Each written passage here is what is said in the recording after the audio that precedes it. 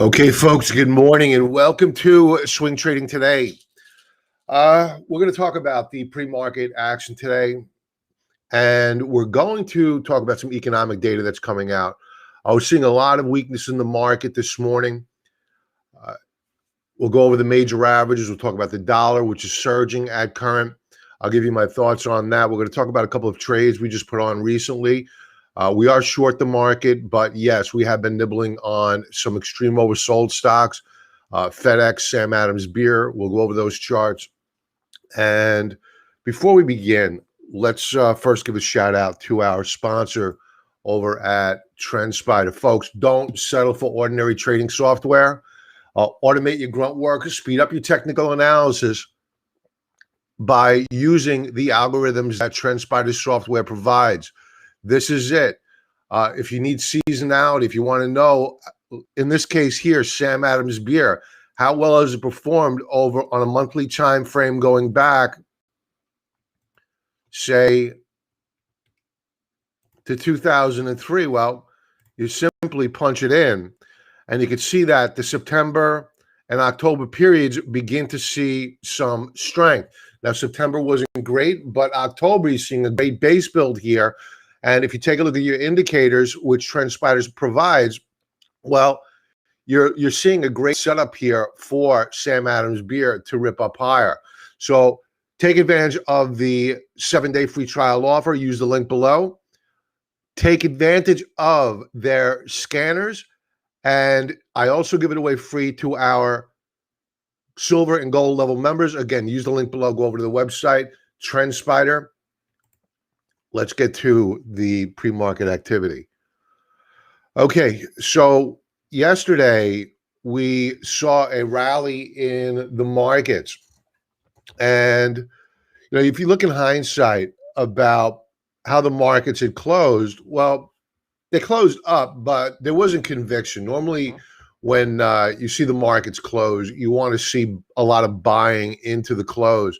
That was not the case yesterday. What you saw was some distribution into the close, which tells you that, you know what, all is not right with the world. There's not a lot of bargain hunting, if you will. So this morning we wake up and you're looking at the S&P 500 E-minis, and they're down over a percentage point. So what we saw was a head fake yesterday, potentially. And I'm going to give you the reasons why potentially in a moment. So at current, we are poised to take out the Sunday evening lows, or should I say Friday? Which day is this? 10/4, Sunday. Let's create an alert. I want to know if we break these lows, because we already have a new daily low. That's in the books.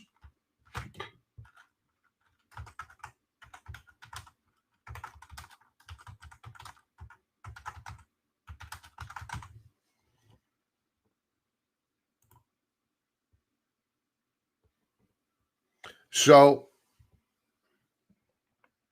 if we begin to break, let's move this down a little bit lower. There we go. Better. If we break down below the Sunday evening lows, we're talking about not just a new daily low. We already have that. A new weekly low. That's a continuation breakdown on the S&P 500. And again, we're carrying shorts here. So we're okay. The Russell 2000 is really getting clubbed. And what is disturbing about the Russell 2000 is that normally the Russell 2000 will do well in a rising interest rate environment. And you're not getting that. Yields were up yesterday. I'm not sure where they're at right now because I just woke up. I'm just seeing the futures. I figured I'd go live. Let's check that out.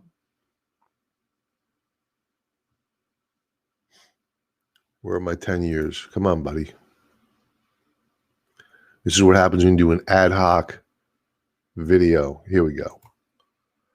All right, so bond prices. This is the bond price, not the yield. The 10-year bond price is down. That means yields are up. So back to the IWM, or the small caps.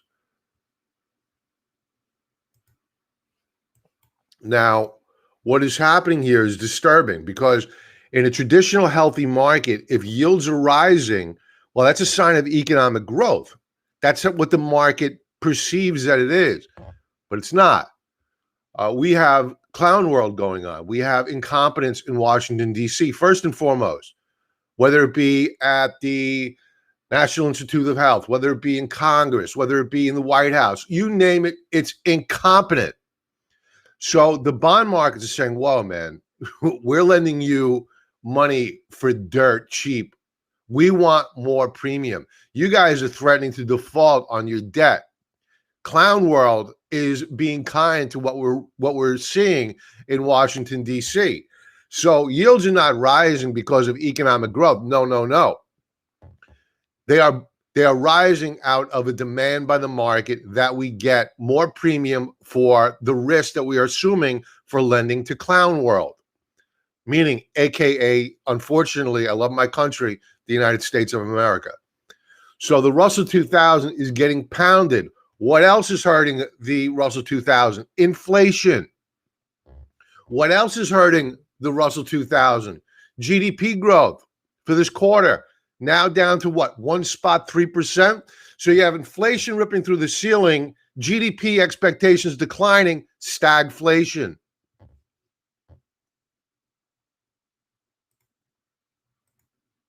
Moving on to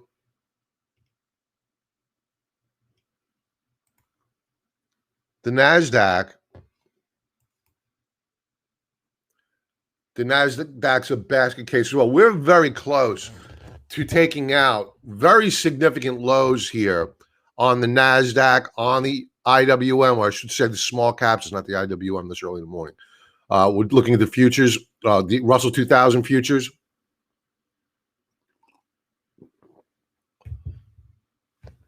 So we're going to set up another alert here. This is a low that was put in on Monday morning of this week.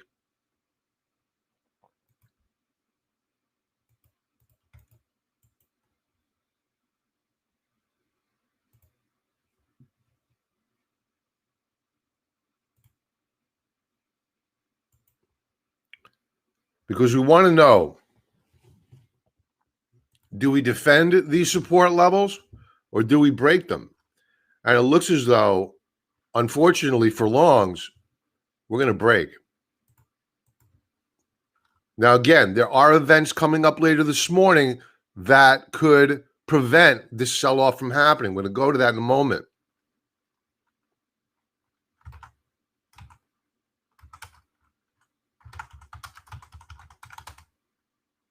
Hey, Trent, how you doing, man?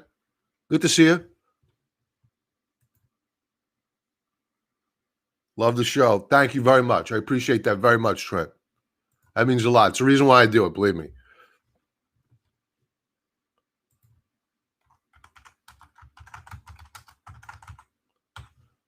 I'm thinking about a new format of how to do the morning shows.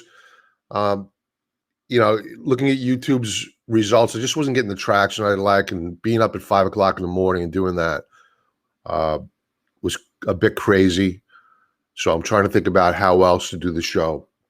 So we'll be back in some form or fashion. All right. So the NASDAQ, we're set here. We do have a lot of support right at the 14,407 mark, where a stone's throw away. We're seeing a lot of distribution here. I mean, you take a look at this 15-minute chart and you're seeing a ton of pressure. I will point out RSI on a 15-minute time frame, very short term. I'm not a day trader, so it doesn't mean all that much to me, but for some out there, it may. We have RSI very oversold at around 22, 23, but it can go a lot lower. So let's take a quick peek at the US dollar. And this is one of the primary reasons why the markets are under a lot of pressure. Keep in mind that as the dollar rises and global growth slows, our stronger US dollar relative to the euro in particular, and to a slightly lesser extent the yen, it inhibits our exports. It makes our exports more expensive overseas. So if you think there's inflation already over in Europe, there is. There's a lot of inflation. However, items priced in US dollars, which is 55% of global trade, uh, they become more expensive as well due to the fact that the dollar is surging. So this is a double whammy on the markets.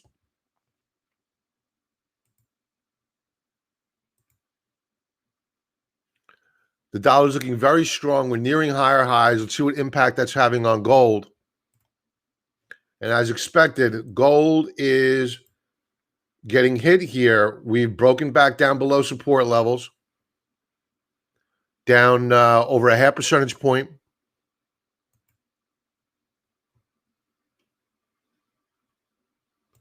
Silver is down as well, over 1.33%.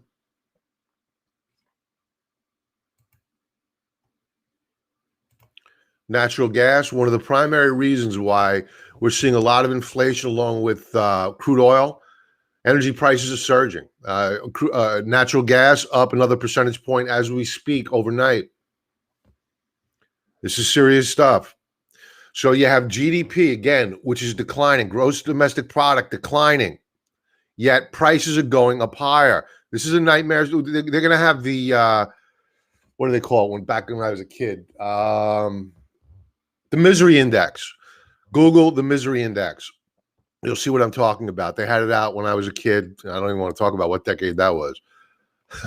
Here, I'll just take out Bitcoin. So Bitcoin is down. I kind of figured this would happen. One of the Fed heads came out and said, we're not going to regulate Bitcoin, blah, blah, blah, until the digital dollar comes out. When that digital dollar comes out, forget it. Forget these cryptos, man. They're not going to want any competition. You got to call your congressman. You got to call your House of Representative. That's redundant. Call your senator. Call your mom. Call your best friend. Call your enemies. Tell them to call their congressman. No digital dollar. It is slavery. They will track everything you do. It's a cashless society. Want to go get a bottle of booze? They will track you. They'll report you to the insurance company because they want to keep healthcare costs down. They want negative yields, folks. Negative yields. Nothing they want more than negative yields. The only way to do that is to take your money. You're gonna get paid your paycheck. You're gonna let it sit in your bank account. They're gonna take a cut unless you spend it right away. So they're gonna create the digital dollar. People don't want to get robbed. They're gonna spend it right away. What's gonna happen? Inflation. This is so bad. I can't tell you. Call your congressman. Say no to the digital dollar. I digress. All right, let's take a look at a couple of positions that we put on. First, we're going to begin with Sam Adams Beer. Sam Adams Beer has been beaten up like nobody's business. We put in a high back in April of this year. The high was 1,349.98. Now, we got long yesterday of Sam Adams at just over $500. And we also sold a naked put at the 500 strike. So that generated cash flow of, we only opened up one contract, so it's a little over $1,000 we got paid. We don't know if that's cash money yet in the bank. We'll know on Friday if that option expires worthless. So when you sell a put, you're betting the stock is going to go up. When you buy a put, you're betting the stock is going to go down. We want to be the casino. We want to be the banker. We don't want to be the gambler or the borrower. So our probabilities of profit go up exponentially when we are the casino or the banker. So I already went over seasonality. Seasonality in October, very, very strong. One of the best months of the year.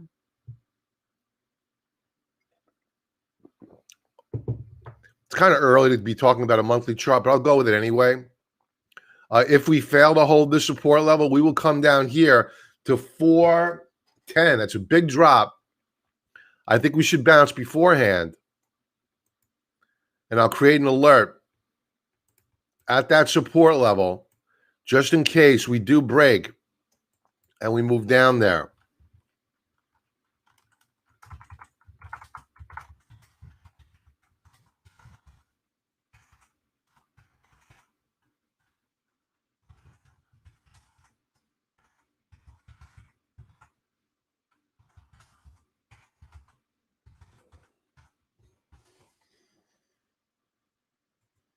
And we're going to go to the reasons why the market, 5 days, keep that on longer than that. Okay. We're going to go to the reasons why the market could bounce back in a movement. So we have a weekly chart, Sam Adams beer. You can see we've been consolidating for the past several weeks. So rule number one, when you're buying a stock that's been in a downtrend, you want to identify historical support. Done. How do we do that? Well, take a look at your 50-period moving average, 50-month moving average. Back to the weekly chart. You also want to make sure that you've stopped going down, right? So on a 4-hour chart, you could see that we are in a nice, tight consolidation range with support levels below. I'm going to create an alert here. I want to know if this breaks.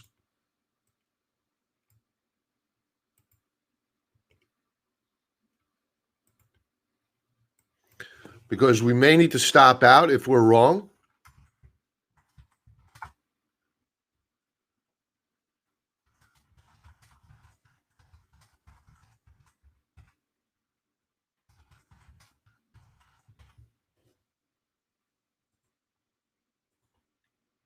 And we'll keep that active for a couple of weeks.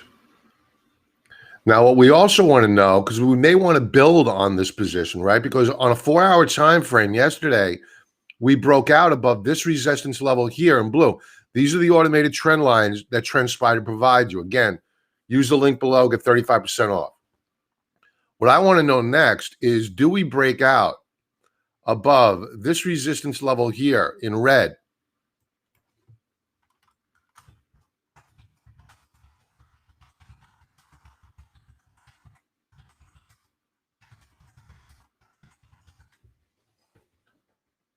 Because if we do, that's going to be the green light to go adding more to our position. So Sam Adams looking very, very good here. Yes, the markets are under pressure, but the reason why we're shopping around for the Sam Adamses of the world, the FedExes of the world, is that they've already been beaten up. So, I mean, you take a look at Sam Adams. I kind of outsource my fundamentals to IBD. They're far better at it than I am. It's a real time saver. I don't get paid anything for promoting them.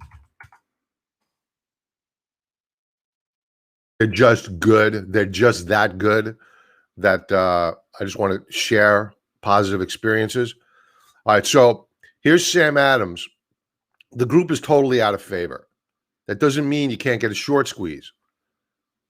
Now, you take a look at their 3-year EPS growth, 41%. Good stuff. Management, a lot of management ownership.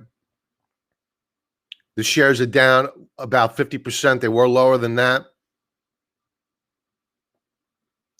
Who's the ROE? ROE above 20. Very strong ROE. That's return on equity. This is a good company. This is a very good company. And you're getting it half off. So Sam Adams looking good. FedEx, we opened a position here. We're looking to add more. Why do we open a position? Because we identified historical support. And we saw a rally yesterday. And we're looking for a pullback and a retest to this 220 mark here. And we may add more to the position, maybe using a just common stock or a debit spread, meaning a bull call spread. meaning buy an in-the-money call option, sell a deep out of the money call option, helping to finance that trade, and it minimizes your out-of-pocket expenses. Basically, you're financing your trade partially. So FedEx looking very good. The reason why we didn't go adding more into strength yesterday, take a look at the topping action here at the 224 mark. All right, so we do have resistance above. All is not completely well with FedEx quite yet. We need to see a pullback, high or low, then a continuation breakout. So that's FedEx. Let's leave it off with economic data.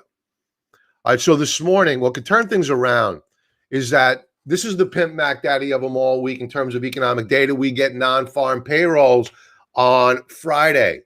So the precursor to that is ADP. We get that today, 8:15 Eastern Standard Time. So what's the best case scenario for the stock market? Believe it or not, this is what I discussed with numbers last night. ADP disappoints. Yes, we are in clown world, folks. So when I say that bad news is good news, as sick and perverse as that is, it's true. What will happen if we get a bad ADP employment report? Well, yields are probably pulled back. You'll see tech stocks get bid, and that may salvage the day on the stock market until, of course, we reach that point in time where sanity returns to the market. I see no evidence whatsoever, none whatsoever, that sanity has returned, where we've reached a point in time in the stock market where bad news is bad news and stocks go down. That would be trading off of fundamentals. So we're not there yet. We have not swallowed enough poison to be swimming in that pool. So ADP coming out 8:15 a.m. Eastern Standard Time. That's the precursor for Friday's non-farm payrolls. I may go live on Friday morning. I will definitely be live on Thursday night. So join us 6 p.m. Eastern Standard Time. Thursday Night Futures Live. We'll go over the weekly charts. How are we poised to close out the week? So if you watch us on Twitter, follow me there. If you watch us on YouTube, follow me there. There's a link below. Enter your email address. We hate spam, so you're not going to get spam. Get 15 minutes. Get alerted 15 minutes to a half hour prior to us going live. Everybody have a profitable trading day. Trent, have a great day. Thanks for joining in. Use stop loss orders and don't buy the first hour of trade because they may just rip your head off. Everybody have a